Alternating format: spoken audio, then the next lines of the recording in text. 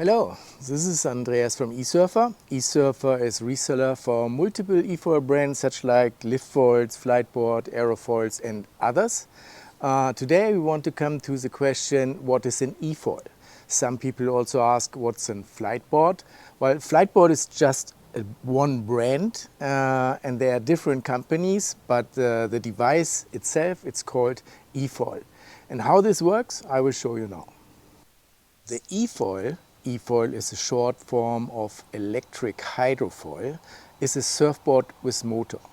Electric hydrofoil because it is powered by a lithium-ion battery which goes into the battery compartment into the board.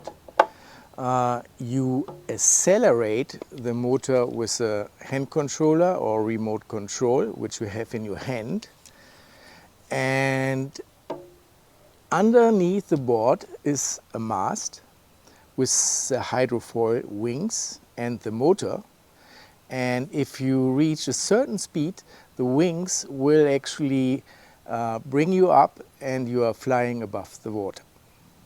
So this is a mast. You can easily take it off from the board. Usually it takes only 2 to 3 minutes to set up a board and to take it apart to store it into your car or on a boat. The mast has the electronics here at the end, so the board itself has no electronics, it's all here inside. And underneath, here go the wings, here you have the motor, and in this case a jet. And this one is important. At the beginning all the eFoils had open propellers. Now actually we have jets. They're a little bit more expensive, but the propeller has a certain risk. I mean, there are not a lot of accidents. Unfortunately, I've seen 2 of them. If you get your finger or your tooth into a propeller, that's not very nice. So for beginners and for schools, please make sure that they use a jet. At the bottom of the mast, right next to the motor, you attach 2 wings. You have a back wing, also stabilizer called. It makes the ride stable, right? I put this away. And then, even more important, is the front wing. So this is a little bit like a wing of an airplane, and it will actually bring you up. You also, by leaning forward, you actually go down with the eFoil. By leaning backwards, you are going up. So you try to find the point where it goes up and down, and then you balance around this to keep your height. Okay, let's talk about the hand controllers. So you have Fliteboard here on the left side and Audi on the right side.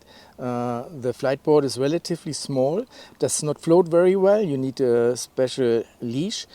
It also has a black and white display, which is quite good to see. However, I prefer the large color screen from Audi. It is also bigger and floats better because there's quite a lot of information on the display which you can see while you are riding. You pull the trigger to accelerate. This is just to adjust the speed, right?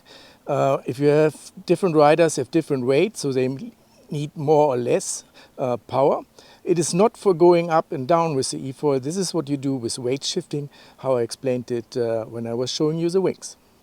At the end, a few words about the batteries. As I said, they go here into the board and you connect them with 2 or 3 cables depending on the manufacturer. It's easy to take out, you take them home. You have a normal charger which goes into a normal power plug and then you can charge it. There are smaller and bigger batteries. The bigger batteries give you more range. This, for example, is a big one. It gives you 1.5 to 2 hours. And this is also the time it will take to charge it. Okay, this was our video, how does an eFoil work. I hope it was helpful. There's also an eFoil online course in our eSurfer YouTube channel and a lot of more helpful tutorials about the sport. And yes, thank you for watching and see you.